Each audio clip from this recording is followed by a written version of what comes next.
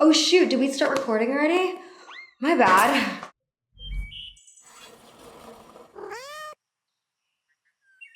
So if you've set foot in literally any bookstore in the past 5 years, you already know exactly what I'm talking about.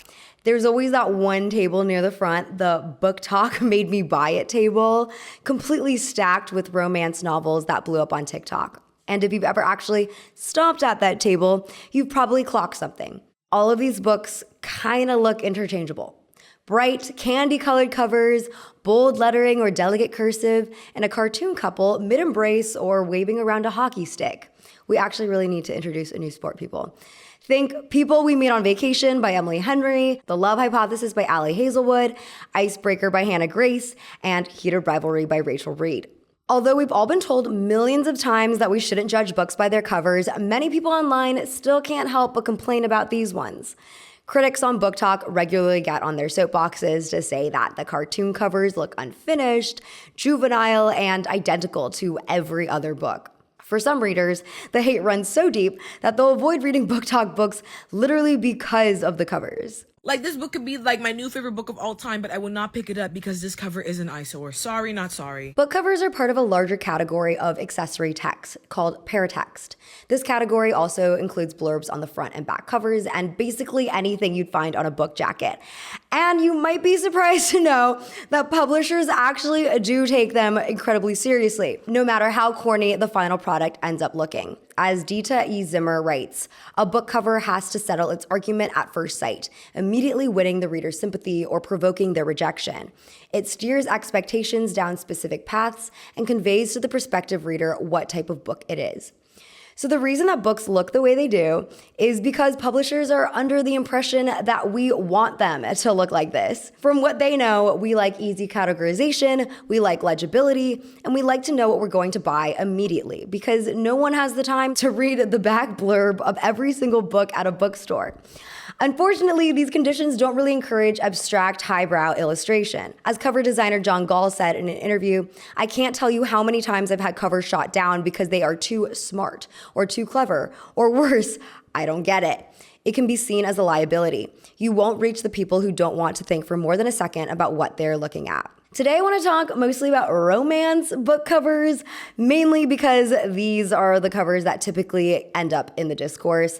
But even though we're getting specific about the genre, just know that every book genre deals with its own stereotypes and trends, from the woman in a flowing gown present on Gothic covers to the man with a flashlight on mystery ones. Hey there, welcome to my closet. Actually, don't come any closer because it is a total mess in here. It's actually such a mess that I'm finally doing something about it. I will be listing a bunch of my clothing pieces on Vinted. Yes, this video is sponsored by Vinted, and you can follow my account at Mina-Lay. I mean, not to brag, but I have some pretty spectacular pieces that I'm listing on the shop, such as this 1910s robe. It has this beautiful bow on the back. Vinted is a secondhand app that makes it super easy for people like you and me to sell their clothing and earn some extra cash while doing it. Listing is simple. All you gotta do is take a quick photo. I literally took a painting off a hook temporarily so that I can use this wall as my makeshift photo studio. Give your item a title so buyers know what you're selling. Then give a short description of what the item is. Give unsolicited styling advice if you like. Give it a price and boom, it's on the marketplace, baby. The best part about Vinted, in my opinion, is that they don't charge any selling fees, so you get to keep 100% of what you earn. Okay, I think that's it. Try Vinted today. As I said, despite the haters, the bright illustrated covers are successful. Otherwise, we wouldn't have them. That's just kind of how the market works. The reason we saw a rise in these cartoon covers in the first place was because, according to Cindy Huang, VP and editorial director at Berkeley, the whole point was to reel in readers who might feel a little embarrassed carrying around something that reads as a sexually explicit romance novel. Vi-an Nguyen, an art director at Penguin Random House, told the Washington Post something similar. This style helped authors reach readers who might have been a little intimidated by, let's say, a photograph of a shirtless man, or like really in-your-face abs. The cartoon illustrations are also less expensive to commission than producing a full photo shoot.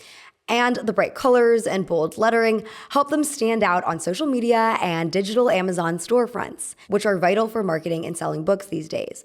Huang also shares that readers have been asking for covers that leave more to the imagination, hence why these cartoon people tend to be nondescript and featureless. They're also mostly ageless and usually don't have explicitly racialized features, therefore relating to wider audiences. On bypassing racial bias with the first cover of The Kiss Quotient, author Helen Huang writes, "When the publisher first asked me what kind of cover I wanted for The Kiss Quotient, I immediately said illustrated. Why? Because I wanted to slip past unconscious bias. With a fun, illustrated cover, I could be on equal footing with other authors and tell a love story with an Asian person in it without race being the biggest part of it." But even though these cartoon covers are intended to be non-alienating, many people still find them unappealing. Personally, I feel like the style of the cartoon characters is very similar to the corporate Memphis art style that gets associated with big tech, AI-generated slop, even when I know these particular covers were all created before the takeover of AI. The nondescript faces just read as kind of soulless to me.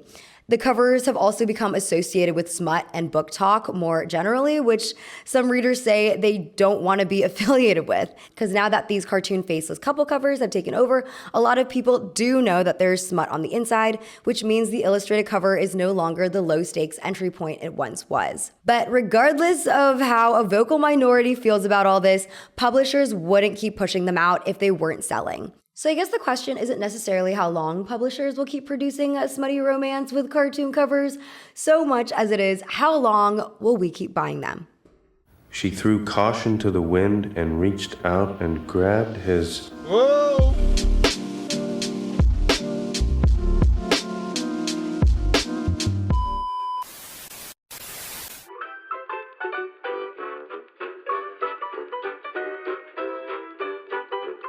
Do you judge a book by its cover? Yes, a little bit. Yeah, I do. Sometimes I'm attracted to a book by the cover, but then I always read the inset to take a look and see what it's about. If it has like a cartoony cover or like it's like really pink or it has like a beach scene, it's probably not my vibe. I think presentation is everything. It's very much like fashion to me. Yeah. What you put on can be a huge representation of who you are. As a matter of fact, I actually wish covers just had the author and the title. I have a little social experiment. I have 2 covers of Heated Rivalry, the same book. Which cover do you like more? Really? Yes. Okay, can you tell me why? Because this just like looks like a comic book and it's like taking the whole thing down a notch for me. This one? Yeah. Okay, why? The color. Like I said, I'm very into art and style. If I were buying it for young adult, because I know this is a young adult genre, Right. Obviously I would pick this one. But as a full-grown woman, this one looks like I'm not exactly sure what's happening. Like they're playing hockey, they're going head to head. I feel like the plot's already ruined for me. This could be any number of things. Also, this one kind of like, I don't know, it scares me a little tiny bit, but it looks fun. It looks fun. Yeah. But also, can I read that in public? Like, and people, you know? Right. You see hands and towels and you're like, what's going on? Yeah, a couple of guys, could be anything. This just is too literal.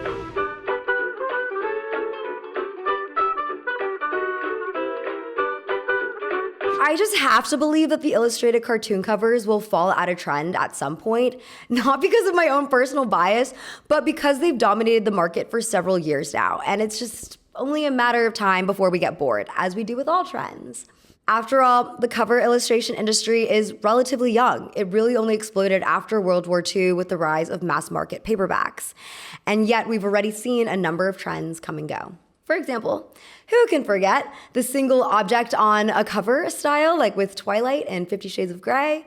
Or even earlier, the trend of 2 characters in a close-up, posing, mimicking movie posters of the era. The industry has only gotten more complex too. Even if a book cover designer has moved on spiritually from making a type of cover, they still have to work with a number of people. The author, editor, publisher, sales and marketing team, and vendors, to name some. They often go through multiple iterations of the cover, ideally landing on something that appeals to the book's target demographic, while also standing apart from the thousands of other books it's surrounded by in the store or online. Sometimes the designer will mainly design the cover themselves, and other times they'll commission freelance illustrators or photographers to assist.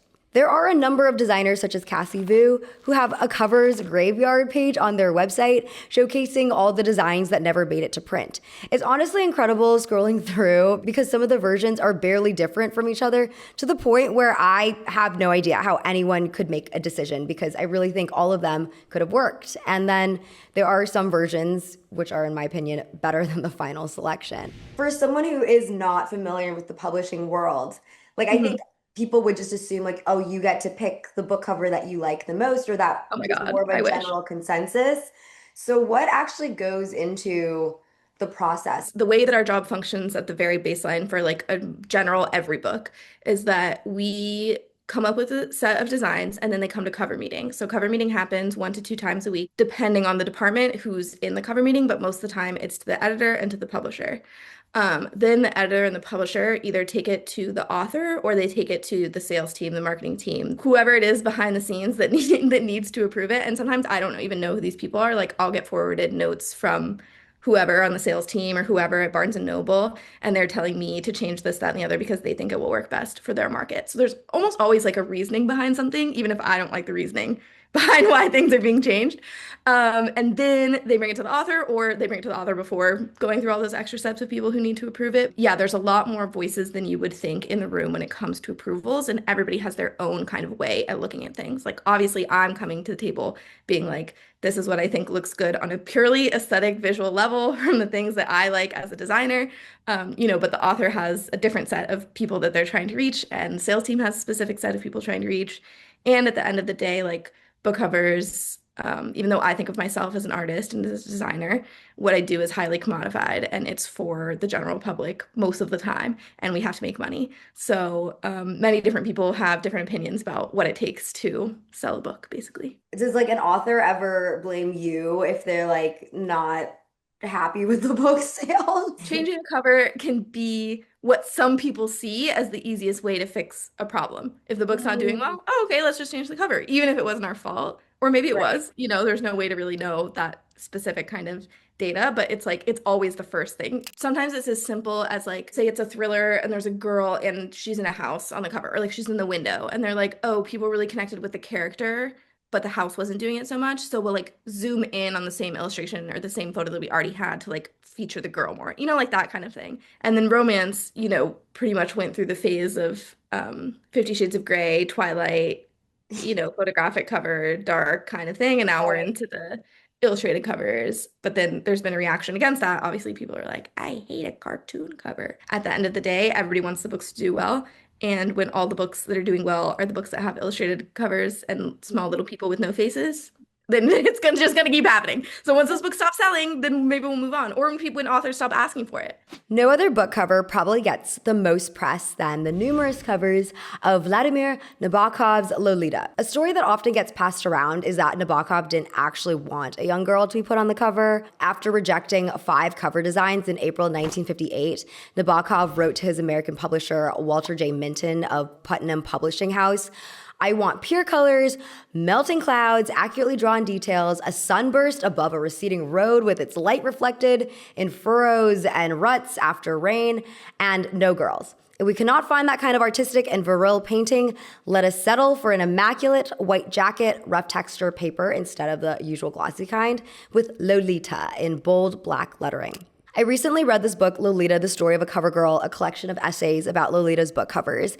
And 1, it's awesome. And 2, one of the contributing writers, Dita E. Zimmer, dives deeper into why Nabokov had these opinions to begin with. Zimmer explains that the only reason that Nabokov preferred a non-figurative cover at the moment was his concern that the censors might stall anything that was not completely neutral. On the outside, Nabokov's suggestion had very little to do with the novel, but much to do with its inner sentiment. It demonstrates the dominant feeling he himself attached to the work. Nabokov viewed the novel as the story of a distractible traveler who journeys through stirring, detail-rich landscapes towards an unreachable object of desire, not one of a riotous chimpanzee trapped in the cage of his own fatal ambition. John Gall, who redesigned the Lolita cover for its 50th anniversary edition, responded to Nabokov's initial cover idea with, His description of what he would like reads beautifully, but would be a complete yawner as a cover. It is so nonspecific that it could be the cover of almost any novel ever written. A question I like to ask myself when designing a cover is, could this be the cover for any other book? The closer you get to a yes, the worse off you are. It seems like Putnam was in alignment with that because they actually rejected Nabokov's Melting Clouds and Sunbursts. However, they did concede on the big lettering. At the same time, though, Zimmer explains that this wasn't really an ideal cover design because typographical book jackets, quote, give the book an appearance of a highly abstract text, which is not what Lolita is.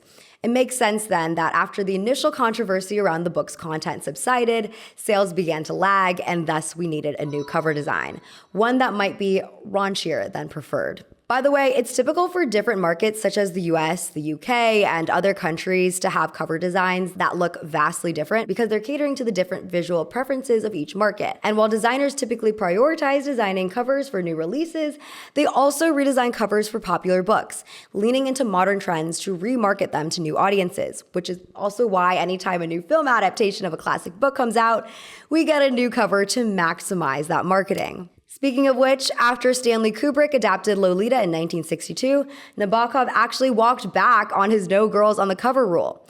My guess is that he prioritized the power of marketing over his own artistic inclinations. And that's because before he got involved with the screenplay, he didn't even care that much about whether or not the adaptation would be good. Writing to Minton, for one thing, my supreme and in fact only interest in these motion picture contracts is money. I don't give a damn for what they call art. It seems like for the most part, Nabokov had a lot to say about his cover and had some power in determining how his book would be printed. He would demand to see jacket illustrations before publications whenever he could. There were a few documented cases, though, of when it didn't go his way. For example, in 1959, he complained to his friend George Wiedenfeld about the, quote, horrible young whore on the cover of the Swedish edition. I was asking around some of my current author friends, and they traded stories about their book cover design processes. One who said off the record that they were unhappy with their final cover because they felt pressured by their publishing house. Important to note that they were writing a genre novel, whereas general consensus for literary fiction is there's more artistic freedom. With that said, there were definitely authors who had positive things to say about the process. As an author, like I want to, and I have to trust the designer, and like they have industry expertise and they probably know the market better than I do from like my vantage point. Like I only really know my book and like my book's comp titles, but they know how it's going to sit in like a broader store. What is like your opinion about I guess like people on the cover? Because Kitten does have a person on the cover, but it is sort of like, you know, you only see like an arm. Yeah. No, I actually thought about this a lot because if I think about it, a lot of the covers that I like do have people or some like anthropomorphic element to it. And I think people are just drawn to people. I don't know. We had this one cover that I almost went with that was like a drawing of like a cat and like a girl sitting on a cat's head, but it was kind of like flat and cartoonified. And I don't know, something about it just wasn't capturing me the way that like the girl spilling the milk, the photograph did, even though you only got her hand, because it felt more like visceral and lifelike. And like the same with the US cover, like it's not a person, but it is like these two big eyes that you just like you're attracted to. And I feel like it obviously does the book a disservice to focus too much on the cover and not on the story itself. We'll go on with our history lesson.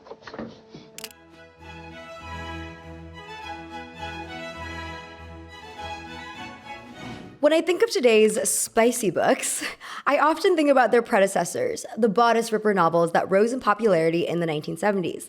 Similar to today's romances, the plots of these novels were often formulaic, graphic, and usually set somewhere far away, a fantasy kingdom, a historical era, anywhere but the actual supermarket checkout line where these books were typically purchased by housewives and mothers. Reading another one of your dirty girl books?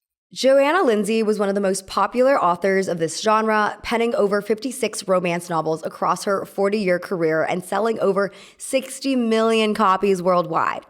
Her stories were set in a variety of settings, including the Middle Ages, Regency England, the American Old West, and the Viking era.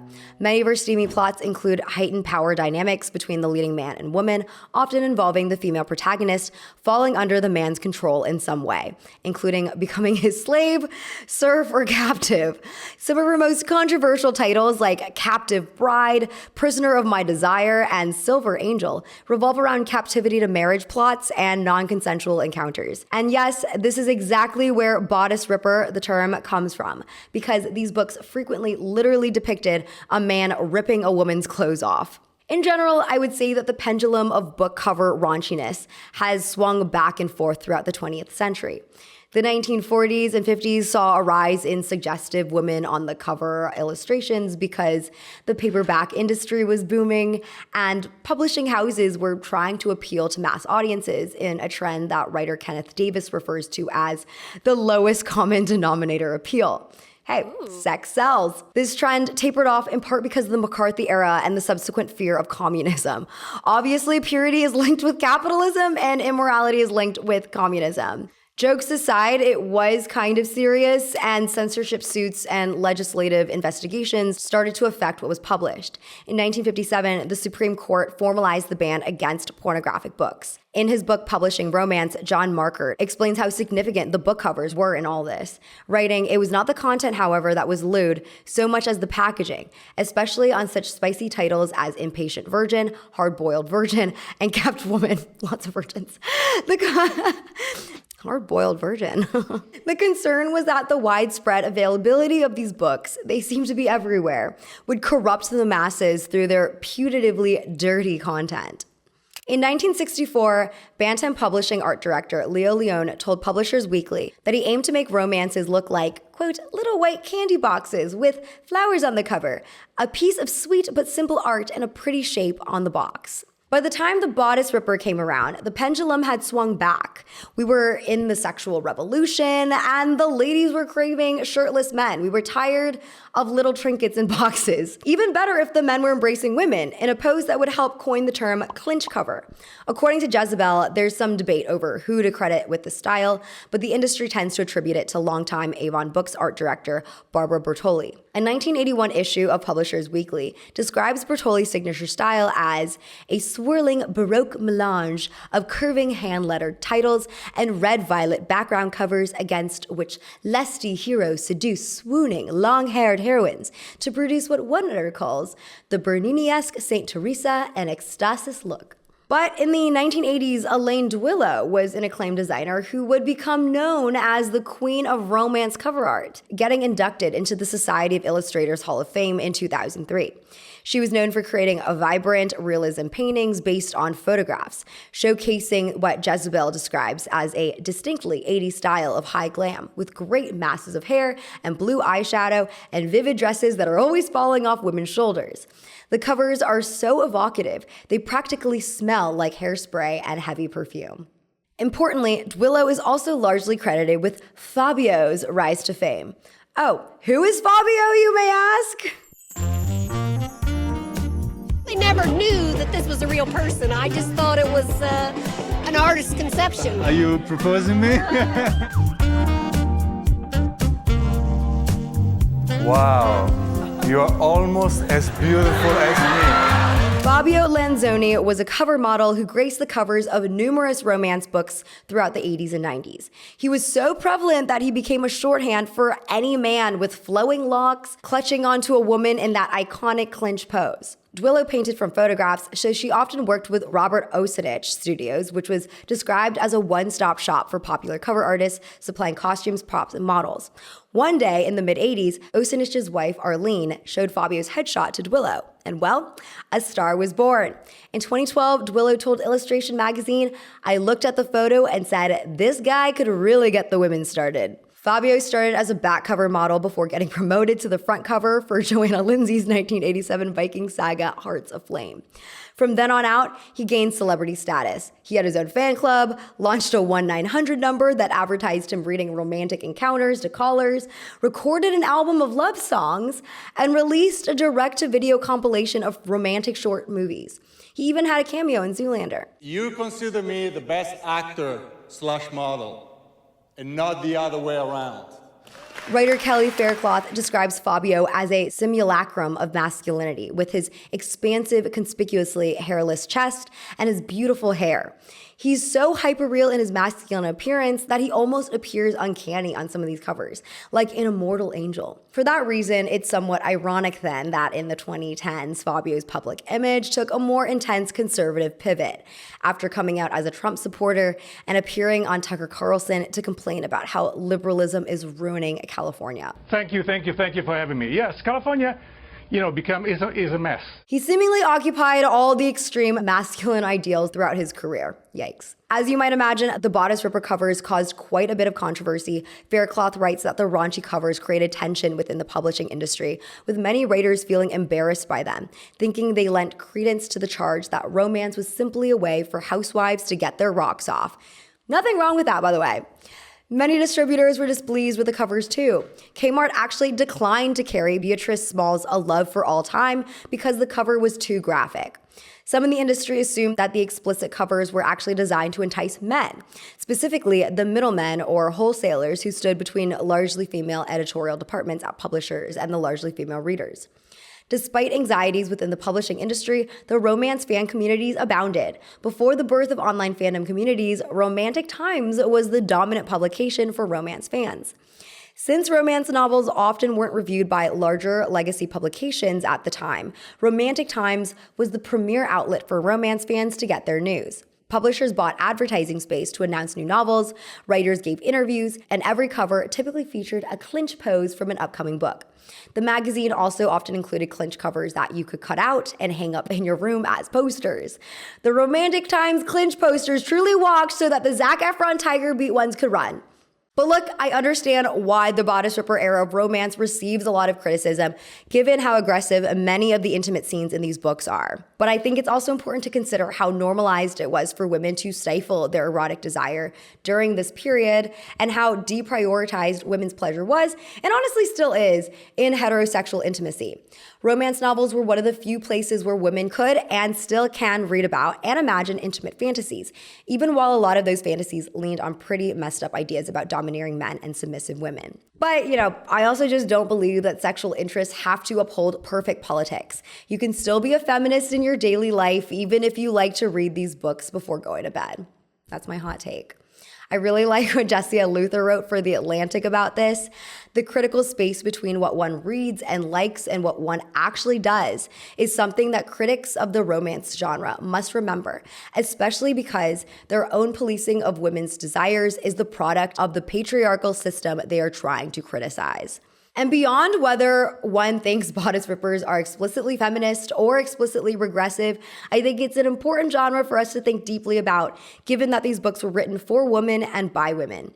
As author Anna Cohen writes, romance, even when it's not feminist, gives us a reference point to begin looking at our own biases and desires. In that same vein, it can be fun to pinpoint exactly what it is about cartoon book covers you like or don't like. I'm interested in them because I feel like more than ever, people are less afraid to say they like reading smut. And yet the cartoon covers suggest a sort of shame about it. I think that juxtaposition is kind of fascinating, but I'm wondering if maybe one of the big reasons why people are less shy about these smut fixations is because of these book covers acting as gateways. Whatever the case, hopefully we can graduate to something that looks a little sexier soon. Both the Fabio-clad clinch covers of decades past and the colorful cartoon romance covers of today can provide some kind of insight into women's romantic fantasies, past and present, and perhaps help us predict what kind of covers will take hold next. I know this might be unpopular, but I prefer not to have any people on the cover, and if we must, then I've always preferred real people cover models than illustrated cartoony ones. Book cover designers, please feel free to use James McAvoy as the reference model for all future romance book releases.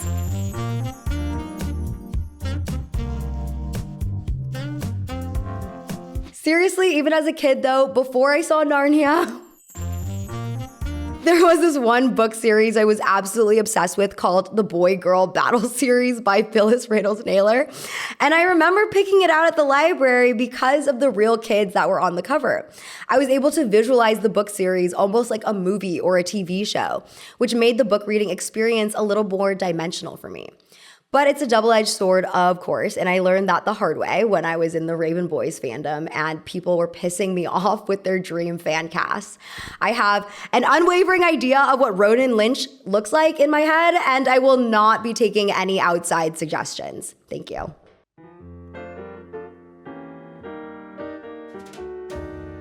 Hello, welcome to my craft corner. Today, I decided that I was gonna make a new cover of East of Eden. This is a book that I'm currently reading. I have completely destroyed this book at some point. I've owned it for a while, I just haven't gotten around to reading it yet. The back cover is like ripped. There's water damage all over the front cover and honestly in the pages as well. I'm ready to give it new life. I'm gonna be following this lovely tutorial by Extra Cozy DIY. So let's get started. I have never done this before. It's a little terrifying to be ripping the cover off of a book.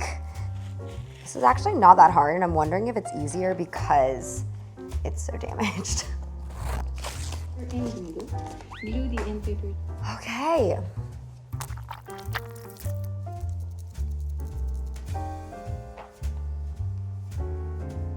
So we made a little oopsie, but it's fine. It's fine. And let it sit for an hour.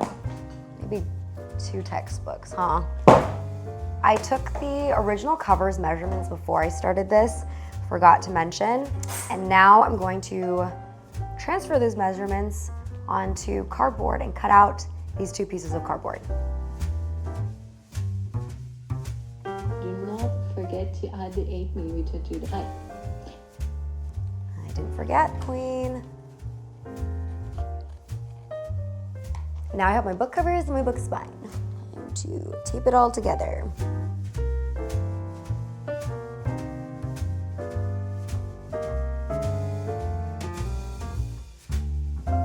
This side is definitely the cleaner side, so I'm gonna use that as the actual outward facing side. This side's a bit messy, but you know, as long as she won't dismantle on me, she's good to go.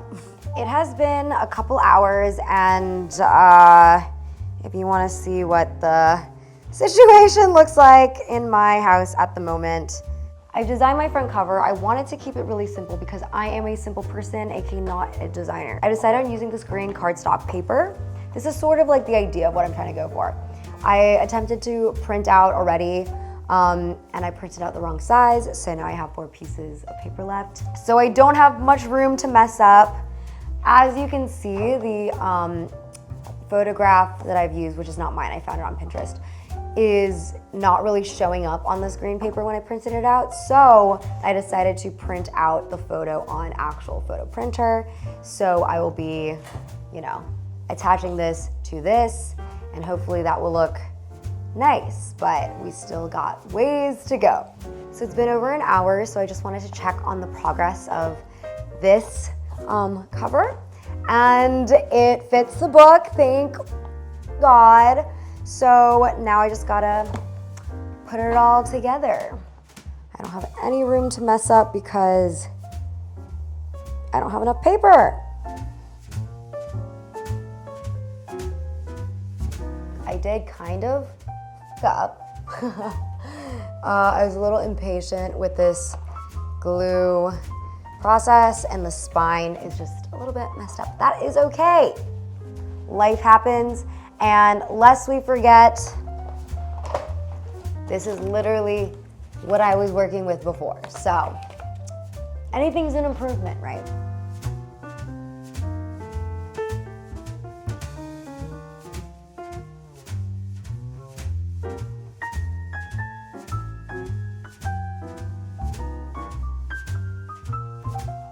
Okay, my little DIY book cover is done. So now it's time to put it all together. Paper under the first page and up apply a thin and even layer of glue to the top of the end paper. I couldn't truly understand what Ms. Devo was saying about attaching this book. Wait, also, oh my God, I'm not even, there's literally just so much glue everywhere. No, imagine if I just adhered this to the wrong side of the book. I would feel really stupid. This is the finished book cover. The spine is a little questionable, for sure. For sure. Actually, a lot of it is questionable. But you know what? I spent hours on this. I'm proud of this. I'm proud of myself for trying something new. I have to put this under paperweights, or I guess under more textbooks for 3 hours so that all the glue, I guess, settles and everything. But yeah, this is my new East of Eden. All right, my beautiful doves, let's review what we learned today. If you walk into just about any bookstore today, it's almost impossible not to notice that most of the popular romance books have nearly identical covers. These book covers typically feature bright colors, bold typography, and cartoon characters. And they've caused a good amount of outrage online, with many on Book Talk complaining that they're ugly, monotonous, or overly juvenile compared to the book's mature content. After taking the book covers to the streets, it turns out that the general public has some pretty mixed feelings too. But after speaking to book cover designer Cassie Vu and author Stacey Yu, and looking into the controversy around Lolita, we learned that book covers are created with a lot of thought and input from publishers, editors, and sales and marketing teams. Book covers are designed to reach target demographics and to stand out to bookstore browsers, but their ultimate goal is to get people to buy the book. In that case, the cartoon covers specifically were designed to lower the barrier to entry for new romance readers, especially anyone who might feel a little embarrassed carrying around a book with guys' shredded abs on the front. The ambiguous races and ages on these cartoon covers also let more readers picture a wider range of characters as they read. In that case, maybe if we stop buying these books, a new trend will finally emerge. Reflecting on the past couple of decades, we can see how much book covers have changed over time and how many of these covers were designed as an attempt to appeal to women readers, whether that involved leaning into the graphic stuff to arouse readers or paring everything down to feel more approachable. When we look at these trends, it can be a fun sociological study about what women desired at the time, or at least what marketers thought women desired. From my quick book cover design challenge, I learned that it's okay to rip off the cover of my books. Book ripping ASMR. Oh, God. Okay. Just kidding, but actually it could be a fun gift idea, or it could just be a way for you to redecorate a book you love that just happens to be cursed with a terrible cover, especially if you're a freak about aesthetics like myself. The next one I'm redesigning is going to be my talented Mr. Ripley, because what the hell is this? On the whole, I do understand why people are opposed to reading books that have unappealing covers. Reading books and collecting them have just become these conflated hobbies, and we live in such an image-driven time that people care more about curating their spaces than ever before. I also get that reading a Book Talk approved romance novel in public is maybe not the vibe that everyone wants to be on. However, I was also thinking about when I started reading as a child and how I really didn't care about any of these things. Obviously, I chose a book based on the cover if I was at a loss on what to read next. But if someone I trusted recommended a book with an ugly design, I would read it anyway. And I didn't really think about it too much either, about how it would look sitting on my shelf. The connection I had with the book surpassed the initial aesthetic judgment. For a few years, when I was around 9 or 10, Wilson Rawls' Where the Red Fern Grows was my favorite book, even though I would have never picked out a book with a boy on the cover at that age. I kind of veered away from anything that looked like boy media in general.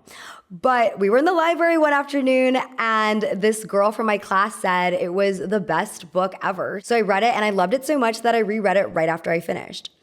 At the end of the day, our associations with certain book covers are going to change over time anyway. Some book cover designs that we consider chic today will probably be considered gauche in the years to come, like the Twilight apple, no shade. Outdated, tacky, and corny book covers are fleeting and simply a reflection of a specific design trend during a certain period in time. Life is too short, embrace the cringe, and read the books you actually want to read. And when in doubt, you can always just make a mediocre book cover, download it onto an e-reader, or borrow the book from a library so it doesn't have to be an eyesore for longer than 2 weeks. This is the end of the video. Thank you so much for tuning in. Let me know which book covers you love or hate, and I'll see you next time. Bye.